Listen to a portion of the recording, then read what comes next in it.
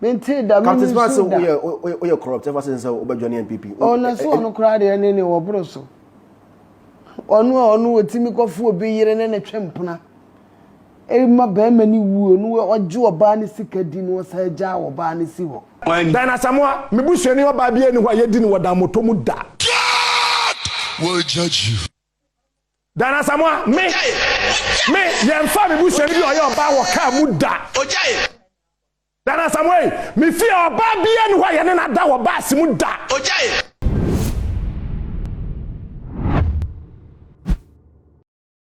Nyame hwamo sedane da munya ebre eje edwati nsema yede eba ebesomo ewo ye fidie kase yi eso na mene wo ekase ede mo beka ya evangelist Dina Asmoah wone eye wodi fokum chacha ebebenya nsem bi ye some months ago no emu ma chese na sede nioma ekon ayampia de na wo mototo ede ma eye wo mo eho na eno enkonkoda nchen enche bia na no kwasia da ene ye maame ede eye aba father 2022 ehye eye eso achese wodi eye ni dwumadie nanso dwumadie no emu no enkoye sanse wone Captain Smart wo mo de ebo eye eso den Captain Smart ababa be kan sembi e de afa maami ho a wo kirema na kire se wono ni nua ma bia ni ho no mo asabio ye ka mu yetimi fa wo mo ana center abodan mu ye fa wo ma na uncompleted building mu ye fa wo mo na denti e na ama Captain Smart e kasa eye ensem wodofo yenkotie Captain ensem no emra na me ba e de eye de Dina Asmoah kan ye no nti no ama eye Captain na react no aba besom ho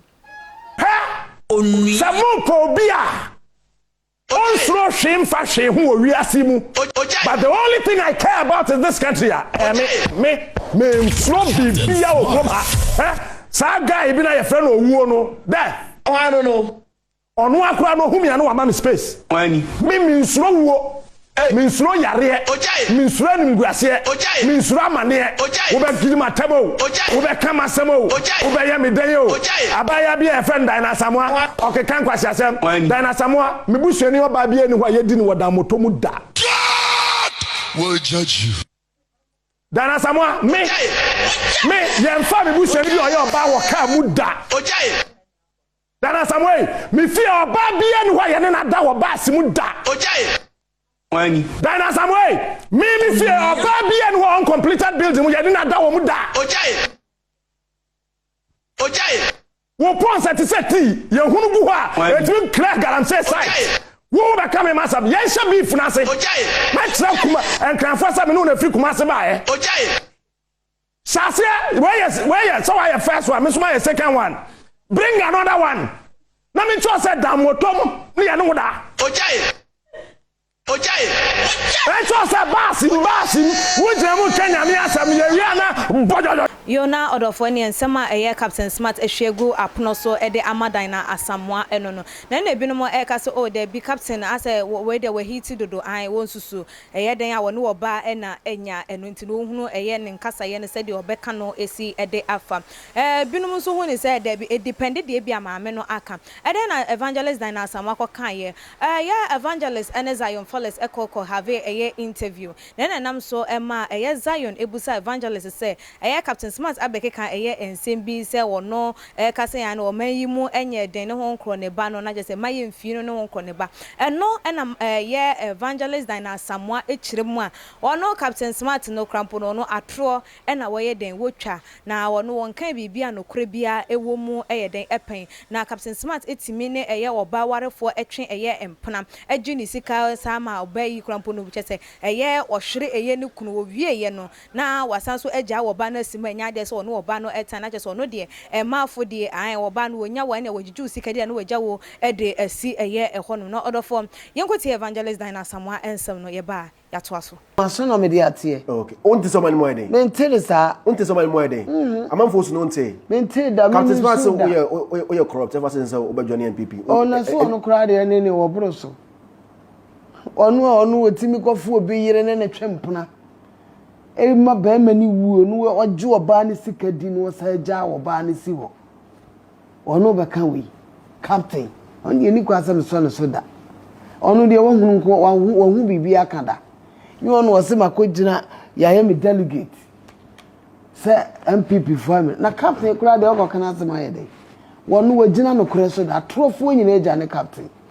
Bon sampa wo Ghana ha be bon sampa any captain ope be bon sampa o Ghana ha obetima ma Ghana emrante ne mabaawa ho wode wo mo kwa ho kire mu a eye captain nso wonam ho no gospel song wo studio ka chen so comments no fa nyanya nduma na de ho ye nyanya nduma ayi ma captain break my name is Foles Blade Dina Asmoah na obi ajije ma sikadi sa jije ma sikadi kunkwa ma wuwu jije ma sikadi wonim se oba no wokunu wutimne ne twempara na wagire sikadi na ni kuna Belgium ha ye biensi wono no ka se bone nko na adwama na sai entro babrum David kun wobi kunu efa ne yire awurade sena pe bebre no wanka mama mfa nka ho Ananias ne Safaria ne free wo mu pem eka se wo mu ade wo mbotom sika ba bebo anyame adwuma so te ase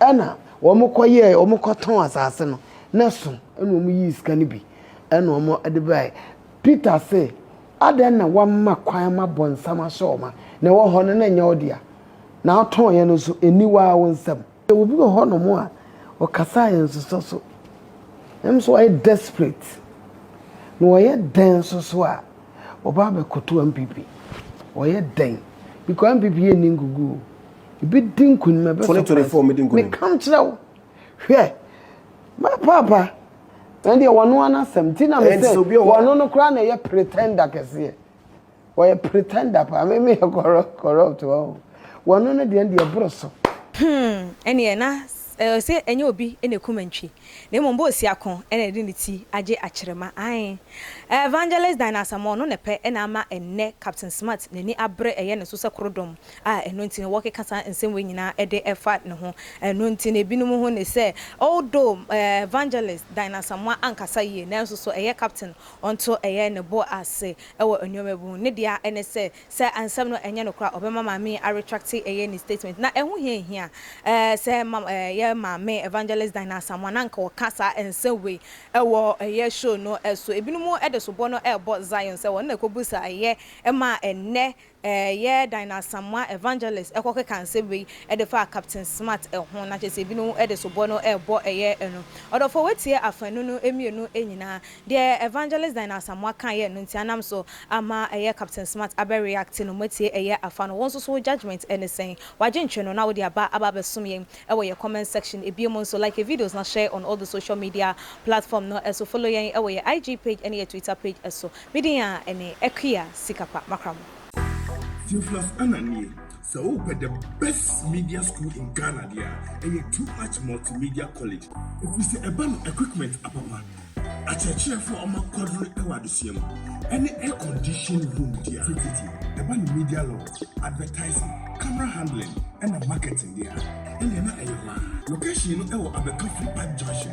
For number ne boasio, no one casa free. No more beyond that, and I'm moving casa me from one casa free.